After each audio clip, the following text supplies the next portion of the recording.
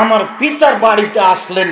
আমার পিতা তাদের সামনে হালুয়া মানে দুধ, খেজুর, পনির, ঘি একসাথে মিক্স করে, তার আরবি নাম হাইস, হালুয়া পেশ করলেন।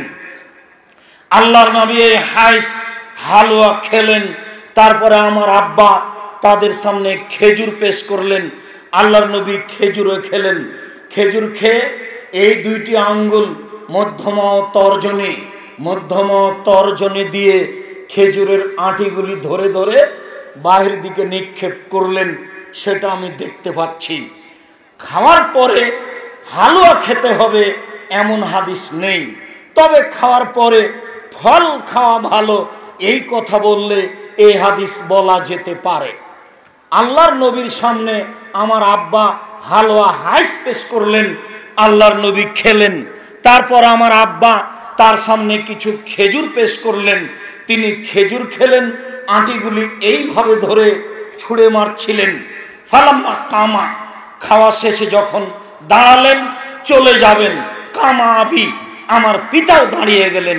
ফা খাজা বেলে জামে দাব্বাতিহি, আমার আব্বা আল্লাহর নবীর ওই গাধার ঘোড়ার লাগামটা ধরে নিলেন। ধরে নিয়ে বললেন, উদুলি উদুল্লাহ আলী, আপনি আমার জন্য আল্লাহর কাছে একটু দোয়া করুন। এদেশে 5 ওয়াক্ত সালাতের পরে হাত তুলে দোয়া না করলে অনেক মসজিদের মুসল্লিরা বলে, দোয়া করে দেন, ইমামতি করছেন দোয়া করে দেন না, মনে হচ্ছে ভাত খান এইরকম। আমাকে একদিন বগুড়ায় এক মসজিদে বলা হয়েছিল, তখন আমি উত্তরে বলেছিলাম, আমি কি আপনার কাজের বাড়ির মানুষ? আপনার বাড়িতে আমি কাজ করি নাকি? আপনার বাড়ির কি আমি কাজের মানুষ নাকি? আপনি আমাকে এভাবে আদেশ করছেন কেন? আপনি দোয়া করেন, কে আপনাকে নিষেধ করছে? তা আল্লাহর নবীর এই গাধার লাগাম ধরে নিলেন। ধরে নিয়ে বলছেন, দোয়া করে দেন আমার জন্য। তখন আল্লাহ রাসূল বলছেন, আল্লাহুম্মা বারিক লাহুম ফিমা রাযাকতাহুম, আল্লাহ তুমি এদের যে রুজি দিয়েছো তাতে বরকত দাও। ওয়াগফির লাহুম ওয়ারহামহুম, তুমি এদের ক্ষমা করো, এদের প্রতি দয়া করো। দয়া ক্ষমা। আগামীকাল আলোচনা হবে ইনশাআল্লাহ আল্লাহর ক্ষমা। আল্লাহর নবী বললেন, আল্লাহ এদের যে রুজি দিয়েছো তাতে তুমি বরকত দাও। আল্লাহ তুমি এদের প্রতি দয়া করো, এদের ক্ষমা করো। দয়ার কথা আল্লাহর নবী বললেন। আউফ ইবনে মালিক রাদিয়াল্লাহু তাআলা আনহু বলেন, সাল্লাল্লাহু নবী সাল্লাল্লাহু আলাইহি সাল্লাম আলা জানাজা, আল্লাহর নবী একটা জানাজা করলেন একদা। ফা হাফিজতু মিন দুআইহি, সেই দিন আমি তার দোয়া মুখস্থ করেছিলাম। আল্লাহর নবী জানাজায় একটি দোয়া পড়েছিলেন, সেই দোয়া আমি মুখস্থ করেছি। আমি বলি শোনেন। সাহাবী বলতে লাগলেন, সাহাবী বলছেন, আল্লাহর নবী বললেন, আল্লাহুম্মা গফির লাহু, আল্লাহ তুমি তাকে ক্ষমা করো। ওয়ারহামহু, তুমি তার প্রতি দয়া করো। ওয়াফিহি ওয়াফানহু, তুমি তাকে মাফ করো, তুমি তার প্রতি নিরাপত্তা অবতীর্ণ করো। ওয়াকরিম নজলাহু, তুমি তাকে দামি সম্মানী খাদ্য খেতে দাও। ওয়াসমাদখালাহু, তুমি তার থাকার জায়গা প্রশস্ত করে দাও। ওয়ানাক্কেহু, তুমি তাকে ধুয়ে পরিষ্কার করে দাও। কামা নাক্কাইতা সাওয়াল আবিজ মিনাদ দানাস, তুমি যেমন সাদা কাপড়কে ময়লা থেকে ধুয়ে পরিষ্কার করো। আবদুলহু দারান খায়রান মিন দারিহি, দুনিয়াতে যেই বাড়ি ছিল তার চেয়ে সুন্দর বাড়ি দাও।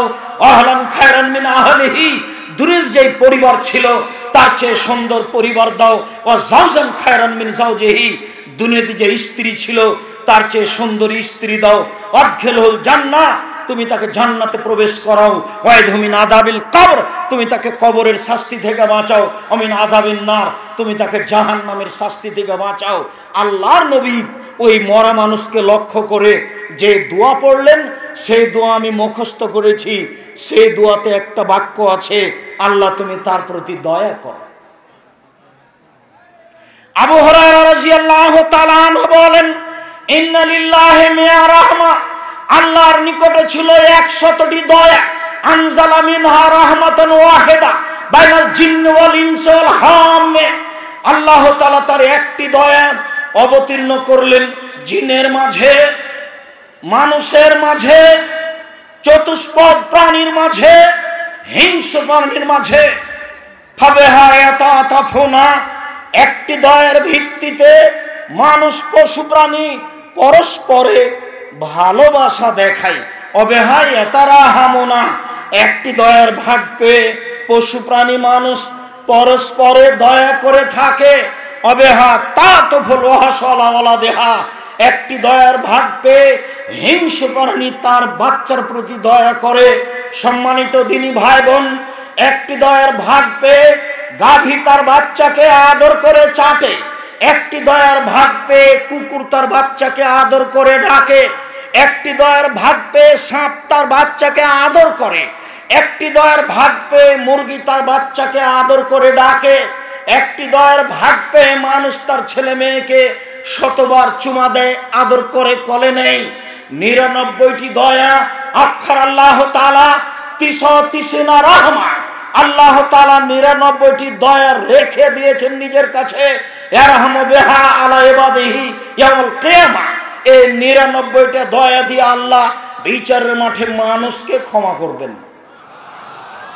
একটি দয়ার ভাগ যদি এমন হয়, তাহলে 99টি দয়ার ভাগ কেমন হতে পারে? একটি দয়ার ভাগ যদি এমন হয়, তাহলে 99টি দয়ার ভাগ কেমন হতে পারে? উমর ইবনুল খাত্তাব রাদিয়াল্লাহু তাআলা আনহু বলেন, কাদেম আলান নবী সাল্লাল্লাহু আলাইহি সাল্লাম সাবিয়্য, আল্লাহর নবীর নিকটে একদল বন্দী মানুষ আসলো, আটকা পড়েছে, বন্দী হয়েছে। অবিহি ইমরাতুন, সেখানে ছিল একজন মহিলা, তাহাল্লাবু সাদিওহা, তার বাচ্চা না থাকার কারণে স্তনে দুধ বেশি হয়ে গেছে, মনে হচ্ছে যেন স্তন থেকে দুধ ঝরে পড়বে।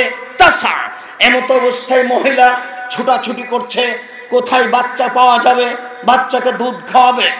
ফাওয়াজাদাত সাবিয়ান ফিস সাবিয়ে, হঠাৎ করে সে বন্দীদের মাঝে তার বাচ্চাকে পেয়ে নিয়েছে। ফাখাজাতহু, মহিলা বাচ্চাকে ধরে নিয়েছে। ফালসাকাতহু বিবাতনিহা, বাচ্চাকে পেটের সাথে জড়িয়ে ধরেছে। ফারজাতহু, তারপর বাচ্চাকে দুধ খাওয়ানো আরম্ভ করেছে। আল্লাহর নবী বললেন, মা তারাও না হাজিহি, সঙ্গী সাথী তোমরা এই মহিলার ব্যাপারে কি মনে করো? আতাত্রাওয়ালাদাহা ফিন্নারে, এই মহিলা কি তার বাচ্চাকে আগুনে নিক্ষেপ করতে পারে? সঙ্গী সাথী কি বলতে চাও? এই মহিলা কি তার বাচ্চাকে আগুনে নিক্ষেপ করতে পারে? কুলনাল্লাহ, আমরা বললাম জি না, মহিলা তার বাচ্চাকে আগুনে নিক্ষেপ করতে পারে না। তখন আল্লাহর নবী বললেন, শুনে রেখো, লাল্লাহু আরহামু আলা ইবাদিহি মিন হাজিহি আলা ওয়ালাদিহা ও বিওয়ালাদিহা, এই মহিলা তার বাচ্চার উপরে যত দয়াশীল, এই মহিলা তার বাচ্চার উপরে যত দয়াবান, এই মহিলা তার বাচ্চার উপরে যত দয়াশীল, আল্লাহ তার বান্দার উপরে এর চেয়ে লক্ষ কোটি গুণ বেশি দয়াশীল। মহিলা যেমন তার বাচ্চাকে জাহান্নামে নিক্ষেপ করতে পারে না, আগুনে নিক্ষেপ করতে পারে না, আল্লাহ তার বান্দাদেরকে আগুনে নিক্ষেপ করতে পারেন না। একটু দয়ার আশাধারী হওয়া দরকার। উমামা বাহিলি রাদিয়াল্লাহু তাআলা আনহু বলেন, রাসূল সাল্লাল্লাহু আলাইহি সাল্লাম বলেছেন, ওয়াদানি রব্বি, আমার প্রতিপালক আমার সাথে চুক্তি করেছেন। আমাদের নবী বলেন, আমার প্রতিপালক আমার সাথে ওয়াদা করেছেন, আমার প্রতিপালক আমার সাথে চুক্তি করেছেন, আমার প্রতিপালক আমার সাথে ওয়াদা করেছেন, আইয়ুদখিলা মিন উম্মতি ৭০,০০০ লা হিসাবা আলাইহিম ওয়ালা আযাব, আমার উম্মতের ৭০,০০০ মানুষকে তিনি জান্নাতে দিবেন, যাদের হিসাব হবে না, যাদের শাস্তি হবে না, যাদের হিসাব হবে না, যাদের শাস্তি হবে না, যাদের হিসাব হবে না, যাদের শাস্তি হবে না। মা কুল্লি আলফিন ৭০,০০০, প্রত্যেক হাজারের সাথে আরো ৭০,০০০, প্রত্যেক হাজারের সাথে আরো ৭০,০০০, প্রত্যেক হাজারের সাথে আরো ৭০,০০০। আমার সাথে আমার প্রতিপালক চুক্তি করেছেন, আমার প্রতিপালকের সাথে আমার চুক্তি হয়েছে। সালাসা হাসায়াতিন মিন হাসায়াতি রব্বি, আমার প্রতিপালক বিচারের মাঠে ৩ অঞ্জলি মানুষ জাহান্নাম থেকে বের করে জান্নাতে দিবেন। আমার প্রতিপালক ৩ অঞ্জলি মানুষ জাহান্নাম থেকে বের করে জান্নাতে দিবেন। আমার প্রতিপালক ৩ অঞ্জলি মানুষ জাহান্নাম থেকে বের করে জান্নাতে দিবেন। তাই তো 16 ভাষার পণ্ডিত ডক্টর শহীদুল্লাহ মাওলানা আব্দুল্লাহ কাফি আল কুরাইশিকে বলেছিলেন, জনাব, আল্লাহর হাত কি ছোট? আল্লাহর হাত তো জাহান্নামের চেয়ে বড়। যখন আল্লাহ তাআলা তার হাত দিয়ে জাহান্নাম থেকে মানুষকে বের করে জান্নাতে দিবেন। যেহেতু হাত বড়, কাজে জাহান্নামে কোনো মানুষ থাকবে না, সব মানুষ জাহান্নাম থেকে বের হয়ে জান্নাতে চলে আসবে। তখন মাওলানা আব্দুল্লাহ কাফি আল কুরাইশি রাহিমাহুল্লাহ বলেছিলেন, জনাব শুনুন, আপনার কথা ঠিক, এ কথাই ঠিক যে আল্লাহর হাত জাহান্নামের চেয়ে বড়, এ কথাই ঠিক যে আল্লাহর হাত জাহান্নামের চেয়ে বড়। তবে মনে রাখবেন, অন্তরে ঈমান থাকবে না যার, অঞ্জলিতে আসার সুযোগ হবে না তার। অন্তরে ঈমান থাকবে না যার, অঞ্জলিতে আসার সুযোগ হবে না তার। অন্তরে ঈমান থাকবে না যার, অঞ্জলিতে আসার সুযোগ হবে না তার। সম্মানিত দিনী ভাই বোন, আমাদের নবী মুহাম্মদ সাল্লাল্লাহু আলাইহি সাল্লাম বলেন, আমার সাথে চুক্তি হয়েছে, আল্লাহ আমার উম্মতের মানুষকে এইভাবে জান্নাতে দিবেন। আল্লাহর রহমত অনেক, আল্লাহর রহমত থেকে নিরাশা হতে হবে না। আল্লাহর দয়া রহমত আমরা পাবো ইনশাআল্লাহ। এই আশা রেখে বাকি জীবন তাকে বলতে হবে, রব্বিগফির ওয়ারহাম ওয়া আনতা খায়রুর রাহিমিন, তুমি দয়া করো, তুমি ক্ষমা করো, আন্নী মাসানি যুরর ওয়া আনতা আরহামুর রাহিমিন, আমি বড় বিপদে, তুমি বড় দয়াবান, আমি বড় বিপদে, তুমি বড় দয়াবান। সম্মানিত দিনী ভাই বোন, আমি আলোচনার এক পর্যায়ে এসে আপনাদেরকে জানাই এতটুকু যে আমি আপনাদের সামনে কোরআন হাদিসের কথা বিষয়ভিত্তিক আলোচনা করে থাকি, সাথে সাথে আমার মনের স্বাদের কথা আপনাদের সামনে পেশ করে থাকি। আমার মনে বড় স্বাদ, এদেশের মাটিতে আমি যে কোনো মূল্যে উন্নত মানের প্রতিষ্ঠান গড়বই ইনশাআল্লাহ। সেটাই জামিয়া সালাফিয়া। 2013 সালের 24 আগস্ট রোজ মঙ্গলবার সকাল 11টার সময় জামিয়া সালাফিয়া রূপগঞ্জ নারায়ণগঞ্জ ঢাকার মাঠে বলেছিলাম, আমার হাতে টাকা নেই এ কথাও সত্য, এখানে প্রতিষ্ঠান গড়বে এ কথাও সত্য, ইনশাল্লাহ গড়বে। সেই জামিয়া সালাফিয়া রূপগঞ্জ নারায়ণগঞ্জ ঢাকা এখন প্রায় 50 বিঘা জমির উপরে অবস্থান করে আলহামদুলিল্লাহ। 2016 সালের 17ই ফেব্রুয়ারি রোজ মঙ্গলবার সকাল, রোজ বুধবার বিকেল 4:30-5টার সময় জামিয়া সালাফিয়া ডাঙ্গিপাড়া কবা রাজশাহীর মাঠে বলেছিলাম, আমার হাতে টাকা নেই এ কথা সত্য, এখানে প্রতিষ্ঠান গড়বে এ কথা সত্য, ইনশাল্লাহ গড়বে। আজকে আপনি দেখতে পাচ্ছেন, ওখান থেকে তাকালে জামিয়া সালাফিয়ার শেষ মাঠ ওই দিকে লম্বাভাবে তাকাতে হয়।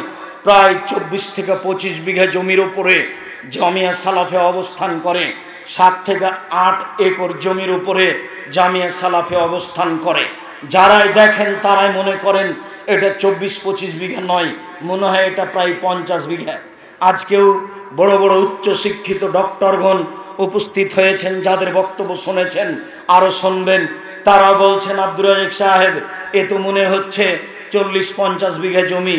তা আমি বললাম, ভাইজান আমি তো কিনেছি, আমি তো ভালো জানি বলে আমার মনে হচ্ছে।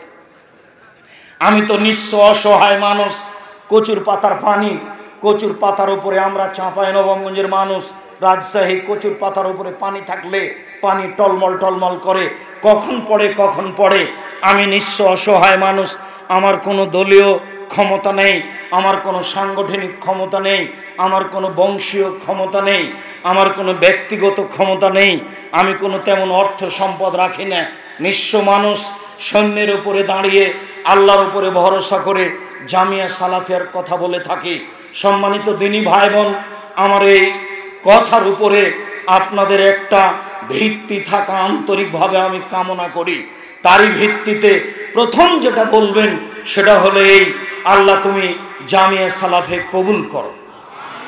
দ্বিতীয় যেটা করবেন সেটা হচ্ছে এই যে আপনার টাকা ছাড়া জামিয়া সালাফে গড়ুক এটা আমি চাই না, গড়ে যাবে এ কথাই ঠিক। হয়তোবা যারা উপস্থিত হয়েছি অনেকেই টাকা দিনি, কিন্তু হয়েছে তো এই মসজিদটা অবস্থান করে প্রায় 90 শতক জমির ওপরে, সম্পূর্ণই কিনা। এখানে 3 তলার কাজ চলছে, প্রায় 10 কোটি টাকা এখন পর্যন্ত খরচ হয়েছে। 3 তলার পিলারগুলি করা আছে, তা আপনি দেখতে পাচ্ছেন। তাহলে কেউ না কেউ পয়সা দিয়েছে, এ তো আমার পয়সা নয়, আমি তো নিঃস্ব মানুষ, আমি কোথায় পয়সা পাবো? আপনি যদি না দিয়ে থাকেন, না দেন তবু হয়ে যাবে, কিন্তু আপনি দিবেন না আপনার পয়সা ছাড়া জামিয়া সালাফিয়া গড়ুক, এটা আমি কখনো চাইনি। আমি সব সময় বলেছি, পতিতালয়ের মহিলা যদি কুকুরকে পানি পান করিয়ে জান্নাত পেতে পারে, পতিতালয়ের মহিলা যদি কুকুরকে পানি পান করিয়ে জান্নাত পেতে পারে, তাহলে আপনি জামিয়া সালাফিয়া সঠিক আকীদার প্রতিষ্ঠানে 10 টাকা দান করে জান্নাত পাবেন ইনশাআল্লাহ। এই আশা ভরসা নিয়ে আমি আপনাদেরকে দানের কথা বলে থাকি। আপনাদের সামনে আমি কিছু বিবরণ পেশ করব। তো সেই বিবরণের প্রথম অংশ বলে থাকি, এখানে তো মসজিদ নির্মাণ হচ্ছে, দেখেছেন, দেখবেন সে এই দিকে উত্তর দিকে পশ্চিম কোণায় একটা একাডেমিক ভবন তৈরি হচ্ছে, ছাদ হবে বলে প্রায় প্রস্তুত হয়ে চলেছে, যাতে 3000 ছাত্র একসাথে ক্লাস করতে পারবে। নির্মাণের কাজ এখানে এইভাবে চলছে।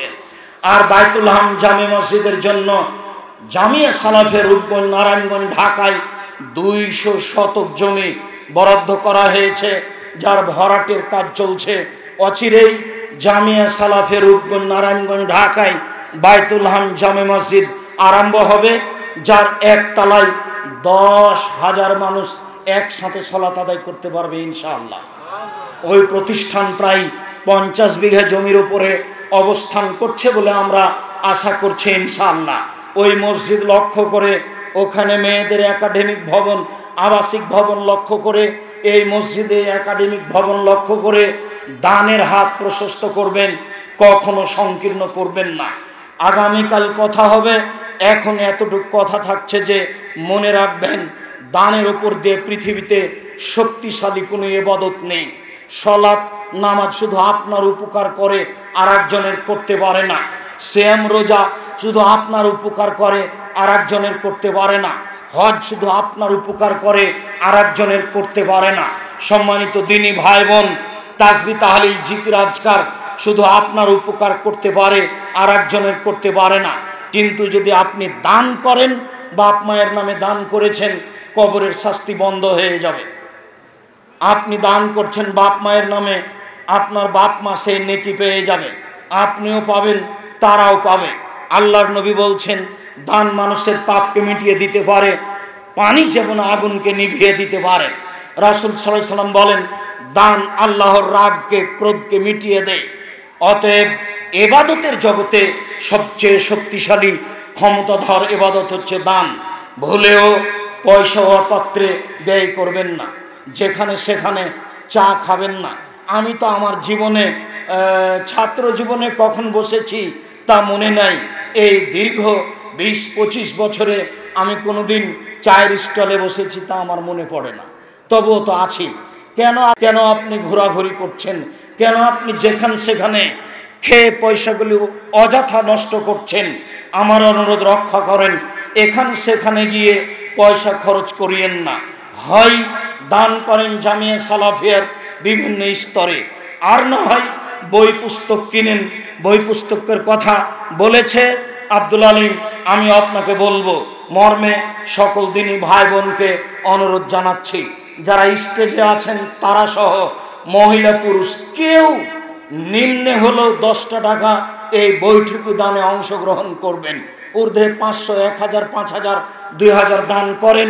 আমার দিনী ভাই বোন যত আছে, আমাদের ছেলেরা আপনাদের মাঝে যাচ্ছে, অনুরোধ রক্ষা করুন। আমার জন্য আমি বলিনি, আপনার জন্য বলছি।